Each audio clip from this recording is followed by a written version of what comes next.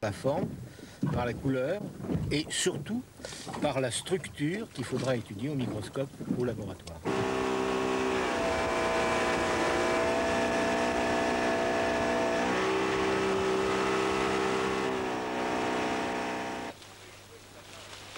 Au retour, les plongeurs doivent rincer, ranger le matériel, étudier les cartes pour d'autres plongées, gonfler leurs bouteilles, réparer le matériel défectueux.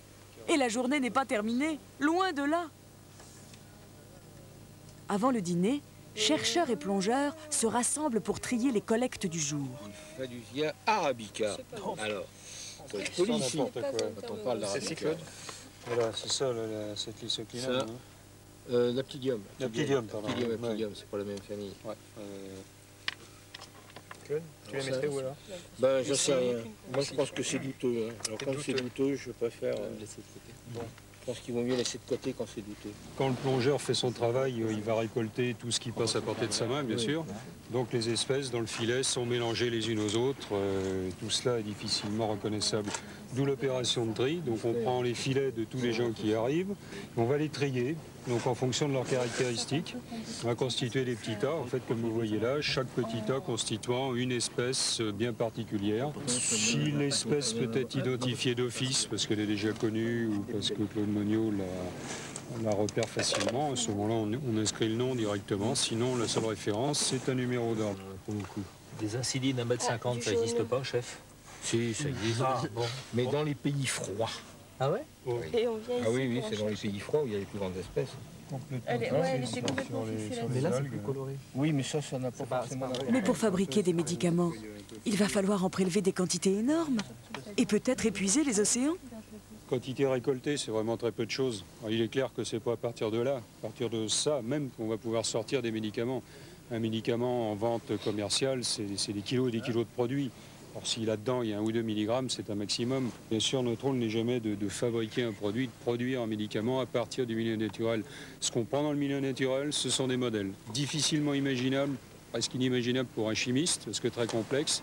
La nature les crée, on tire ces modèles et à partir de là, dans son laboratoire, le chimiste, lui, va créer des médicaments dérivés de ces modèles. Étudier la nature pour la copier. Voilà donc le travail de ces chercheurs. Cette mission scientifique aura permis de récolter plus de 80 espèces différentes d'éponges et d'acidies. 350 kilos d'échantillons congelés ont été expédiés dans les laboratoires français et dans plusieurs autres pays européens. Maintenant, reste le travail le plus long. Car si certaines toxines sont intéressantes, une dizaine d'années de travail seront nécessaires pour la fabrication d'un nouveau médicament.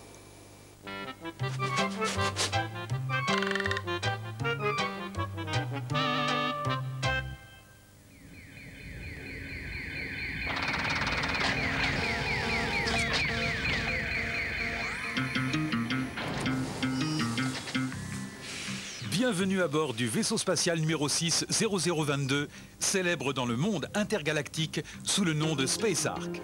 Suite à un incident technique, il navigue sans cesse sur orbite autour de la planète Terre. ZipZap, le robot bricolo, fabrique un nouveau prototype de Cosmo Turbo avec des matériaux récupérés dans l'espace. Et Kipik, l'aspirateur interstellaire, effectue son nettoyage quotidien. Cosmo, beau boulot, j'ai presque fini. Plus qu'à cirer les écrous. Ma clé de 12 qui pique, voleur. Ma clé de 12 qui pique. Reviens ici, espèce de poussière d'étoile, nom d'une comète, reviens. Attends un peu que je t'attrape. La clé de 12, et où est-il? Où est-il? Lâche ce goinfre mal peigné, Missia. Mais qu'est-ce que tu lui reproches, ZipZap? Il a l'air complètement terrorisé, le pauvre. C'est une affaire entre lui et moi. Cosmo, nom d'une pipe. Missia ne peut pas te le confier, il est sous sa protection. Monsieur Hérisson Hirsute a avalé ma clé de 12 au moment où j'allais finir mon nouveau Cosmo Turbo. Tu es sûr qu'il l'a avalé? Galactiquement sûr, Missia. Mon Cosmo Turbo à injection stellaire était presque fini quand il l'a avalé. Donne-moi ce tas de piquants astéroïdiaux. Calme-toi, ZipZap. Avant tout, nous allons procéder à une vérification. Il n'y a rien à vérifier. Il l'a avalé, MC2. Ma clé de 12 est dans son gosier d'astéroïdes. Peux-tu faire une radio, Léo? Position, rayon X. Il semble que ZipZap ne se soit pas trompé. Comment ça, il semble? Ça y est, on a vérifié. Allez, donnez-moi Kipik, je vais extraire cette clé. Ce n'est pas si simple, ZipZap. Un robot bricolo, rien d'impossible. Ne t'approche pas, ZipZap. Il y a sûrement une solution pour récupérer cette clé sans blesser Kipik. EMC2? Tu as raison, nous ne pouvons pas extraire cette clé, ce serait dangereux. D'abord, je vais stopper la digestion de Kipik avant que la clé ne soit désintégrée. Kipik étant en matière stellaire, il faudra trouver comment séparer cette matière du métal de ta clé. Moi, je connais un endroit où on sépare les différents matériaux. C'est sur la planète Terre. Nom d'un boulon, et tu n'es pas encore dans ta cosmobule, Léo? Quelquefois, je me demande si tu es vraiment un cybercopain. Tu crois que tu saurais retrouver cet endroit, Léo? Oui, Missia. J'y cours, j'y vole.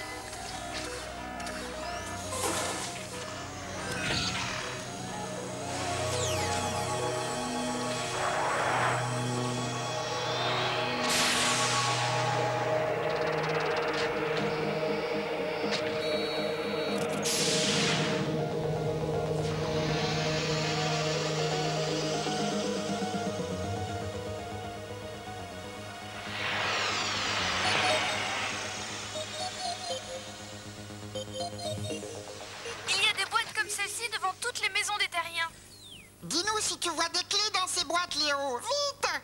Dans la rouge, il y a des journaux et des magazines. Et dans la bleue, je vois des bouteilles en verre, des canettes en métal et des tas de récipients en plastique, tous différents. Tiens, il y a un humain qui vide les boîtes dans un camion. On dirait que ces terriens sont en train de trier tout ce qu'il y a dans la boîte bleue. Oui, ils séparent le verre des autres matériaux. C'est la première étape du tri. Suis ce camion, Léo! Cosmo presto! J'y cours, j'y vole! Où es-tu, Léo? C'est ici que les camions viennent déposer leur chargement. Alors, ce doit être un centre de tri. C'est là que les terriens séparent les différents déchets récupérables. Oh, une grosse machine qui secoue ce qui arrive en vrac. À quoi ça sert, EMC2? C'est une méthode très efficace pour trier les matières minérales, comme les tessons de verre ou la terre cuite, selon leur poids. Cosmo, bravo! Ça y est, tu peux rentrer, Léo! Quoi encore? Ben oui, c'est pas cyber compliqué. Je passe Kipik dans ma moulinette à énergie cosmique, il est secoué, je récupère ma clé. 1000 milliards de 1000 comètes, où est-il? Il est en lieu sûr, Zip-Zap. Moi vivante, personne ne touchera à une épine de Kipik. Tu as d'autres informations, Léo? Ils trient aussi les bouteilles d'après leur couleur et les mettent dans des conteneurs. Oui, pour les transporter dans une verrerie, où elles seront recyclées. Ils vont utiliser ce verre pour fabriquer de nouvelles bouteilles. Et avec ce vieux papier, ils font du papier neuf. Ils doivent sauver plein d'arbres. Oublie les arbres, Léo. C'est une clé de 12 qu'il faut sauver. Moi, ce qui m'intéresse, ce sont les métaux. Les métaux! Mais les métaux et les matières plastiques sont encore mélangés, Zip-Zap. Oh, ils sont emportés sur un tapis roulant. On dirait qu'il se passe quelque chose par ici. Oui, Léo, on a placé un aimant au-dessus du tapis roulant pour attirer les métaux magnétiques. Oh! Léo! La machine va le broyer! Certains métaux, comme le fer ou l'acier, sont attirés par les aimants. Léo est en acier. Il a été happé par un électroaimant avec tous les métaux magnétiques comme lui. Mais regardez, les canettes en aluminium sont restées sur le tapis roulant avec les plastiques. Attention, Léo, ils vont t'enfermer avec les métaux magnétiques! Merci, Zip-Zap. Ouf, j'ai eu galactiquement chaud. Et moi, galactiquement peur. Je me demande ce qui aurait pu t'arriver. Léo aurait été transporté dans une aciérie pour y être recyclé. Trop jeune pour être recyclé, Léo. Dis EMC2, comment ça marche un électroaimant? Cosmo Piano, Zip-Zap. Laisse-moi le temps de chercher ces informations dans mon cybercerveau. Voilà. Un électroaimant est un aimant qui marche à l'électricité. Un aimant qui peut être très puissant. Je ne vous demande pas de nous faire des cyberdiscours, mais comment ça marche? Tu veux fabriquer un électroaimant? Oui, pour séparer Kipik de ma clé. Mais nous venons de voir que certains métaux comme l'aluminium ne sont pas attirés par les aimants, Zip-Zap. Ta clé n'est peut-être pas magnétique. Je préférerais en savoir plus avant de te confier ce pauvre Kipik. Léo, peux-tu nous montrer comment on trie les métaux restants? J'y vais, Missia. On dirait que c'est ici que les métaux non magnétiques sont séparés des matières plastiques. Regardez, au bout du tapis roulant, les plastiques tombent tout simplement dans un premier conteneur, tandis que les canettes en aluminium sont projetées plus loin. À ce stade, on utilise un autre phénomène physique. Sous le tapis roulant, il y a des électroaimants que l'on ne voit pas. En tournant, ces aimants créent un effet de rejet sur les métaux non magnétiques. Comme ça, tous les matériaux sont séparés. Oui, Missia. Et ils sont compactés sous forme de balles. Par toutes mes vis et mes boulons, que ma clé soit en aluminium ou en fer blanc, c'est cosmogoniquement tout pareil. Je vais attaquer ce hérisson chapardeur à l'électroaimant, moi. Zip-zap! Je voulais dire m'attaquer à la récupération de ma clé. Doucement, Zip-zap. On attend le retour de Léo. Léo, Oui, Missia? rentre à bord de Space Ark maintenant. J'y cours, j'y vole. En attendant Léo, nous pouvons commencer à réfléchir, Zip-zap. EMC2 recherche des informations dans ses cyberdonnées. Vous avez quelque chose sur les électroaimants, EMC2? J'ai trouvé. Regardez, voilà une pile, un clou entouré de fils électriques et quelques épingles. On branche le fil sur la pile. Le courant passe et le clou se comporte comme un aimant. Il attire les épingles en acier. On débranche et l'épingle tombe. Donc, pour que le clou se comporte comme un aimant, il faut que l'électricité circule. C'est bien ridicule, votre aimant. J'ai besoin d'un truc sérieux, moi. Je dois extirper une clé 12 d'atypique. Voyons, Zip-Zap, un technicien interstellaire comme toi, tu remplaces le clou par une bonne barre de métal, tu l'entoures d'un câble et tu le branches sur une grosse batterie. Bon, j'ai compris. Je file à l'atelier et au boulot. À nous deux, Kipik. Je ne suis pas très rassurée. Vous êtes sûr que l'électroaimant ne risque pas de blesser Kipik? Sans compter qu'avec l'électricité, il faut faire très attention. Mais non, Missia, ce sera rien. Avec un bricolo comme moi, cet astéroïde ne craint rien, tu sais bien. Ah, mon petit Kipik tout, ce sera rien du tout.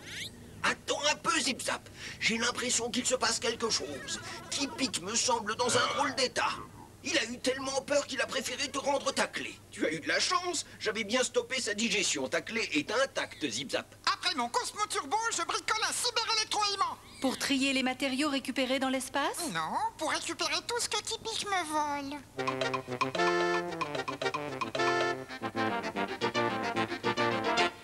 Pour mieux connaître nos amis à quatre pattes, lisez Les loups et les chiens, paru aux éditions Gallimard Jeunesse, dans la collection Les yeux de la découverte.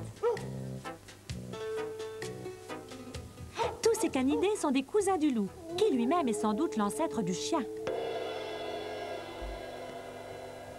Depuis longtemps, le chien partage la vie des hommes. Sur ce vase celte, une scène de chasse au canard. Et ici, chasse au renard. Sur cette sculpture, 2 lévriers symbolisent l'amour. Les lévriers sont célèbres pour leur performance à la course et aussi pour leur succès dans les concours d'élégance. Votre chien, 101 trucs et conseils parus aux éditions Fontaine, s'adresse à tous ceux qui rêvent d'avoir un chien ou qui l'ont déjà. La race détermine parfois le choix. Lévrier afghan ou chihuahua, ce n'est pas pareil. N'oubliez pas les bâtards et les croisés. Ils jouissent en général d'une meilleure santé que les chiens de pure race. Vous trouverez dans ce petit guide des tas de conseils pour choisir laisse et collier et pour nourrir votre chien. Bref, après cette lecture, il n'y aura plus jamais de malentendu entre vous et votre chien.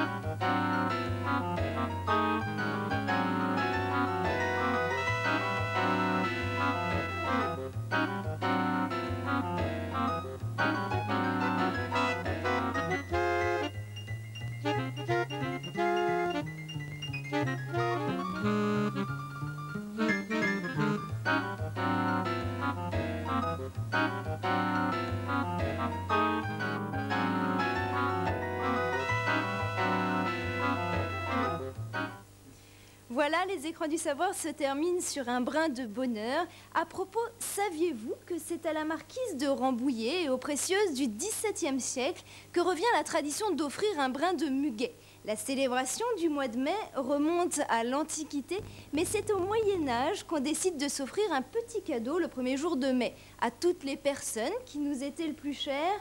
On plantait même le matin du 1er mai un petit arbre devant sa maison. Messieurs, j'espère que vous m'avez bien comprise. Je vous laisse d'ailleurs sur cette maxime: femme de mai plaît toujours.